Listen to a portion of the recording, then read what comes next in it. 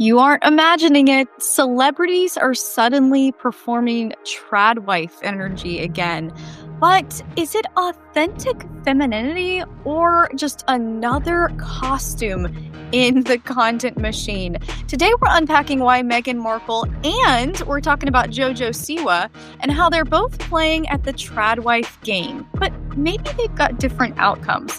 What does this tell us about the deeper cultural shift happening? And where does classical femininity offer something that I believe is much more enduring? Well, hello, everyone. Good to be with you. Welcome back to the Swish, where together we celebrate and explore classical femininity in trends, traditions, and lifestyles for an elegant and inspired life. First, let me say, I appreciate a lot about the Tradwife aesthetic. I think that it is oftentimes very visually pleasing. There are really great things that I can take away and make or do. The problem is most people treat being a tradwife as a complete performance. It's honestly a little bit hypocritical. Now, Meghan, of course, launched her As Ever line, and we're going to talk about that today. And it's been a disaster from the start. She originally named this brand American Riviera Orchard. She planned on getting into the domestic arts. We can see from her filings on this brand that she wants to get into even more than just foods, but maybe dinnerware and tablecloths and linens. And she's even teased a clothing line. So she's really leaning into the domestic arts here. However, since this has been launched, things have not gone well. Overall, she has had 3 launches so far, her spring launch, her summer launch, and then her wine launch. Every single one of them has sold out within about 45 minutes. So altogether, her brand has not been available to the public for more than 2 hours after 3 months of being live. Very, very odd for a brand. And I have several videos on this channel about why exactly that's a huge problem, how this brand is unsustainable. Experts are saying that major problems are going to arise if she persists this way. She recently said on her interview with Emma Greed that she was overhauling the whole system because she knew that they were selling out so quickly and that that was not sustainable long term. Now, with her most recent wine launch, she sold out again.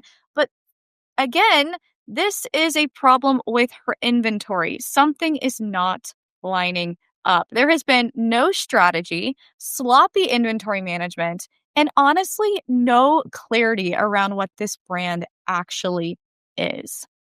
And I believe, because of studying this and knowing who Meghan is, because we've dived deeply into her quite a bit on this channel, the entire brand of As Ever is an aesthetic, not rooted in a mission or a value system. Now, this is a fascinating insight into Meghan Markle specifically, because she is famous for talking about how she wants to use her words as her superpower, how she doesn't want to be silenced. And the most famous quote being, "Women don't need to find their voice, they need to feel empowered to use it. And people need to be encouraged to listen." She's even likened herself to the Little Mermaid and having her voice taken away by the British royal family. We know that all of that is a farce. But the truth is, women have a voice, and women should use it properly, but it's not discovered one day by just waking up and deciding, Meghan, that you are some other completely different aesthetic. You don't find yourself by going on lots of yoga trips or sitting and meditating. You don't figure out the truth about what you want to be or what you want to be known as by that. You find the truth of your mission, your goal, your values by choosing the next right thing faithfully with excellence to a higher calling day after day. Your legacy, your brand is not buried in you somewhere. It's built through consistently choosing what is right. And sometimes that means just doing simple things like making sure your brand is stocked over and over again.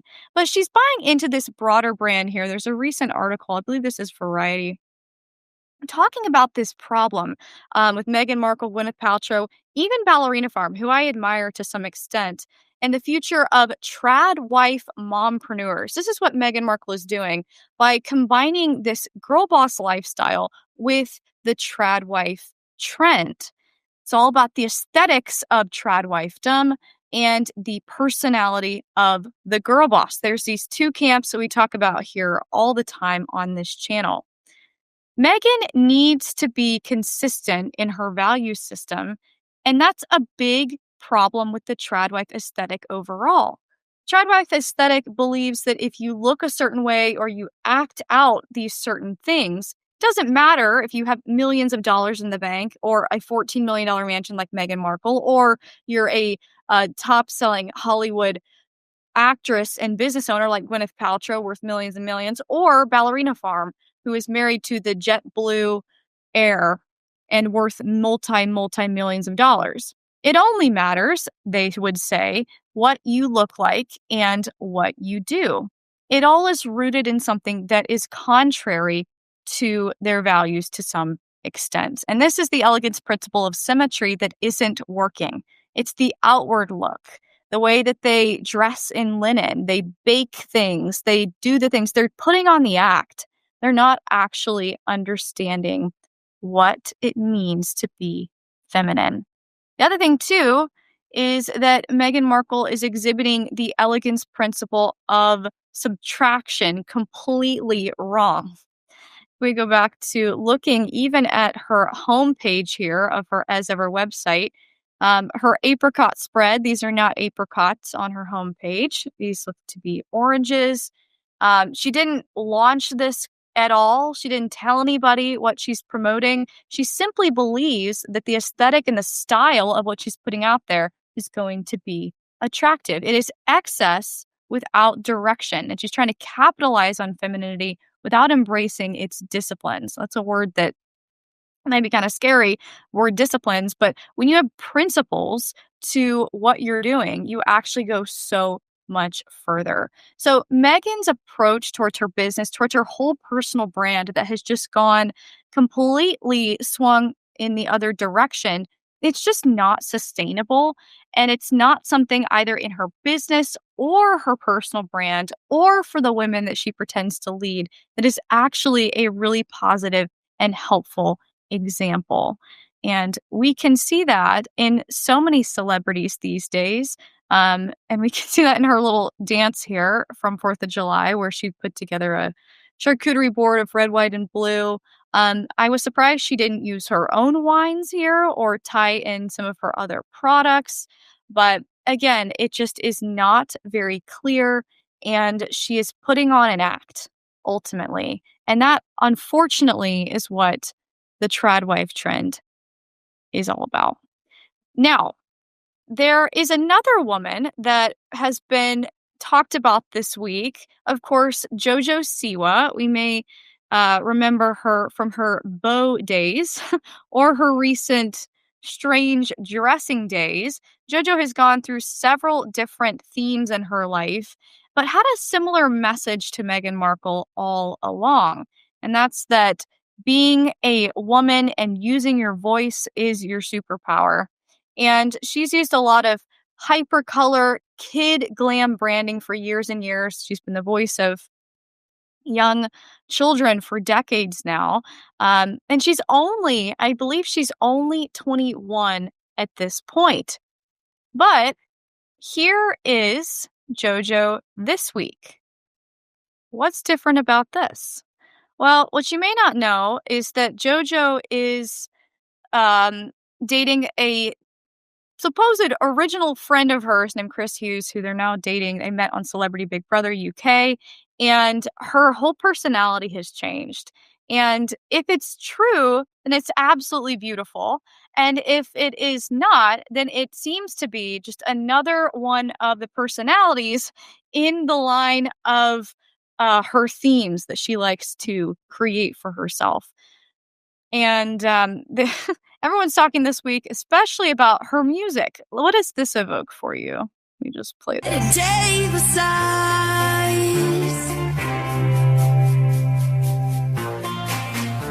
She has come out with new music that is apparently reflecting on her new time with Chris and some of her new feelings towards her own sexuality. She came out as a lesbian several years ago, then she came out as bisexual, and then on the show, Celebrity Big Brother UK, she began to question a lot of that and feel that she was really pressured into selecting some sort of sexuality because of the way that Hollywood was putting pressure on her at the time, which is a fascinating, different conversation all in itself. But the question remains for JoJo, is this just another aesthetic that she's putting on here, or is this real? Regardless of that, we're seeing an interesting turn of events when it comes to both Meghan and JoJo in their embrace of what it means to be feminine. Clearly, women are waking up to realizing that the way that women have been treated over the last few decades, be it more than a few, um, they were promised empowerment, but they were left tired, unanchored, and alone. And there's so many problems with the way that women have been completely run over by modern feminism. So now even celebrities are signaling this domesticity, this homemaking, this embrace of femininity again, but they're doing it without the deeper virtues of what makes those things meaningful. It's a reaction in the hope to get the attention that's needed, be it to sell something or to get themselves in the press, as Meghan likes to do.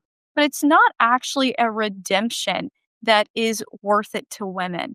Now, I really hope that JoJo actually is real here, that she is genuinely finding happiness, as she says in this video right here, that she feels so much happier now that this is her morning, that she's embracing her femininity, she's learning how to make things, she's leaning into those more soft sides of herself, whereas that was not who she was before. But the question remains if that is actually who she is and that it's not a performance anymore. And that is because classical femininity isn't a performance. It's all about wholeness. It's about the formation of character over the curation of closets. And it's when you're pursuing symmetry, which means that you align your external life with your internal life. You're subtracting the distractions that make room for real, deep, rich conversations. You are living in a sustainable way that's investing in timeless things, timeless truths. You're building on something that will last for forever. And when you understand true seduction, not the type that Meghan Markle presents or the kind that JoJo does here or she has in the past, you realize that classical femininity is rooted in a beautiful and powerful grace that doesn't exist in aesthetics often. And also, you can have your own aesthetic when you embrace classical femininity. It's not manipulation for the masses, it's actually something that is truly fulfilling. So, don't be fooled by this Tradwife charade from these celebrities. It's not important whether or not somebody is wearing a linen apron or selling tea or making charcuterie boards. It doesn't mean anything if there's not integrity behind it. So, as we analyze these things, let's choose formation over a performance and really train our eye to understand what is performative when it comes to tradwife trends or girl boss trends, and instead pursue a beautiful life that's filled with truth, goodness, and beauty that is not for those that just need to be fed because there's a market to do so, but for those that truly want to live a fulfilling and redemptive life. So that is my take on what's going on with the celebrity world and the tradwife trends. I quickly want to give a thank you to our sponsor, Quint. I'm wearing this beautiful Mongolian 100% cashmere sweater. I wore it in an Instagram reel lately, and people were commenting on it, asking where I got it because it is so soft and it's a great neutral to add. I was wearing it over my shoulders, and it's a really high quality piece. And that's exactly what Quince is all about. However, it doesn't come with the huge price tag. So Quince is a brand that has taken out the middleman, meaning that they pass those savings right on to you. Dresses, tops, shorts, bags, sweaters, swimwear, bedding, cashmere like this, pajamas, shoes. They are an amazing outlet, and I absolutely love Quince. It's been gaining a lot of steam lately, and you can shop some of the discounts right now by clicking the link in the description and shopping there. So, thank you so much, Quince, for sponsoring this video. We want to invest in timeless things just like Quince is doing. So, go support a brand that is doing exactly that and refine your wardrobe in a way that is going to last for a long, long time.